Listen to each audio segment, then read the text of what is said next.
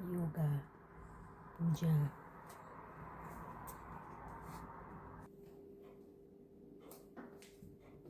સવારમાં 6 વાગ્યામાં તે આખા ઘરમાં કચરા પોતા, પછી કપડાં ધોવાઈ ગયા હોય, જો અહીંયા બધું વાળી નાખ્યું હોય, કચરા પોતા થઈ ગયા હોય. કપડાં કોને મશીન કેમ કરવું એ નથી ખબર. 26 વર્ષથી કચરા પોતા થઈ જાય, અહીંયા બધે જ વળાઈ જાય, મની વેલ મેન્ટેન થાય. આ ડાઇનિંગ ટેબલ, મારી એરેન્જમેન્ટ, બધે કચરા પોતા થઈ જાય. શૂઝ આ બધા ધોવાના, અહીંયા બધે વળાઈ જાય. જો બધું ક્લીન છે ને, ક્લીન. આ બધું જ અહીંયા બધું રોજ વ્યવસ્થિત.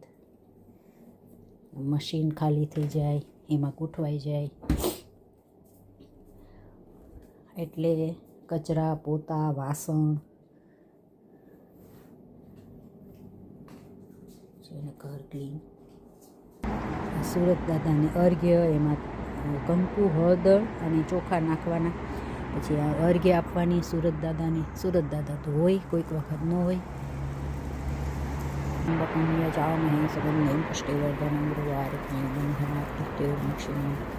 આ પિતૃઓને અર્ઘ્ય આપવાની. બધા પિતૃઓને શાંત કરજો. પિતૃઓના માતાજી સ્વાધા માતાજી છે, તો પિતૃઓને અર્ઘ્ય, સૂરજને અર્ઘ્ય, પિતૃઓને અર્ઘ્ય. હવે ઉમરા પૂજવાના. આ મારી બેઠક છે, બધા ભીનું ન થાય એટલે અમે રાખ્યું છે. પછી આ ઉમરા પૂજવાના.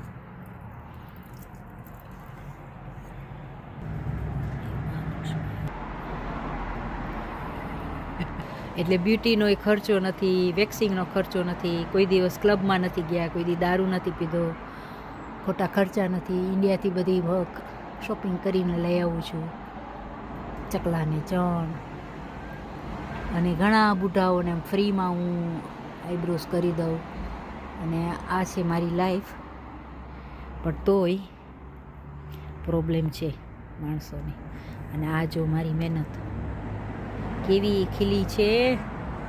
આમ આપણે વાવ્યું હોય, અને નાનું એવું આટલું જ વાવ્યું હતું મેં, અને એમાંથી આવા બધા ફૂલ આવે તો એનો આનંદ અનેરો છે.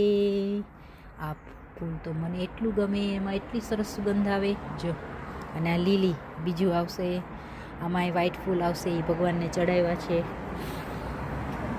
એટલે this is the life, you know. જય માતાજી.